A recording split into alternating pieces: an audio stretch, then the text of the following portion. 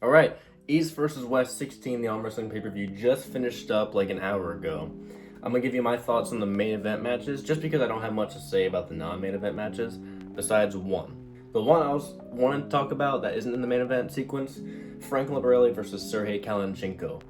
I really thought Frank was gonna pull some crazy shit and pin Kalanchenko, but he just didn't have enough to prevent that press. That dude, I would love to see Sergey versus Devin in 115 because that press is crazy, and we know Devin's weakness is the press. We're not talking about the main event matches. Bikili versus Oleg Petrenko for the 95 kg left arm title. I really thought this would be looking a lot like the Alajon match that Oleg had back in East vs. West 6. I thought it would just be an absolute hook war. I was wrong. Surprisingly, Oleg completely dominated Bikili. I think it was 4-0 for Oleg. That was insane. And that's going to become a theme you'll see in this pay-per-view. A lot of the matches on paper you'd think would be super close. Like, I don't know if it's best of 7, 4-3, 4-2. But most of them ended up being 4-0 or 3-0. It's kind of insane. Now, the one I was most excited for was Michael Todd versus Hermes Gasparini. Unfortunately for us Michael Todd fans, he did not pull out the W in this one. 0 for Michael, 3 for Hermes. But that third round, like the refs checking the camera for the restart, that was pretty insane. We got to see Michael Todd get super aggressive for the first time in his comeback. But I think Hermes did everything great. You know, he side pressure, loses his hand, comes back, climb, and then he presses, and then comes back, climb, press. He did everything perfectly is what I'm trying to say. I think the one thing that probably could have saved Michael Todd was if he was higher on the hand. I think that probably could have saved it, but that's just not how it went. So I'm excited to see who Michael's going to go up against. Honestly, I can't be mad. I'm happy Hermes got the W. I want to see him against Levon. Who doesn't want to see that run back? Come on now. I would love to see Michael Todd versus Georgi Svetkov. That would be a great match. You got the insane pronation versus the insurmountable wrist flexion of Georgi Svetkov.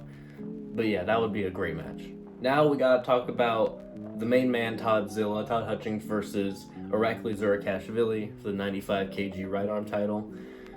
That was amazing. Okay, that press out of nowhere from Irakli, oh man, I sat up in my chair after that one. But thankfully, our boy Todd Hutchings brought it back for Ohio, and he is now the 95 kg world champion on the right arm at the ripe age of, how old is he? 58, 59? He's almost 60. I don't understand how you can be at the top of the sport at the age of almost 60 years old. Then Devin versus Gennady was a complete clusterfuck. That was super fun to watch, okay?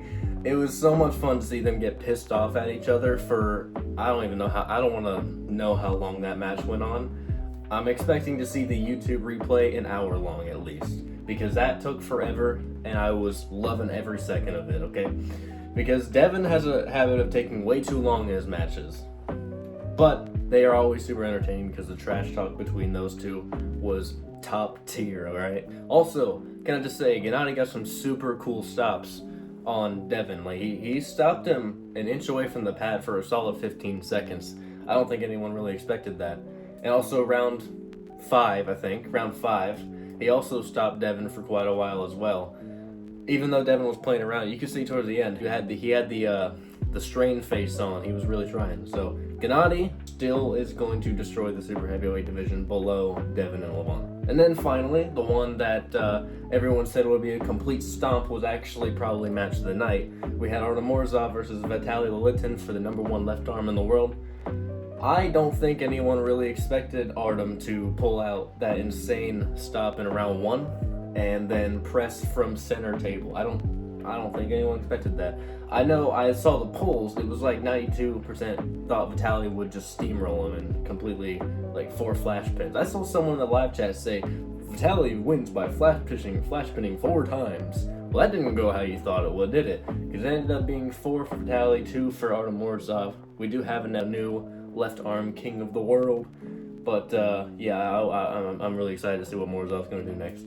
Oh, and also, Vitaly versus Levon is coming in a few months now, unless Vitaly decides he doesn't want to. That's going to be pretty cool as well. Although I don't think Vitaly can beat Levon, I think it'd just be cool to see Levon go up against someone again, because Levon has this thing. any match he's in has this big time match feel, even if everyone thinks his opponent's gonna lose.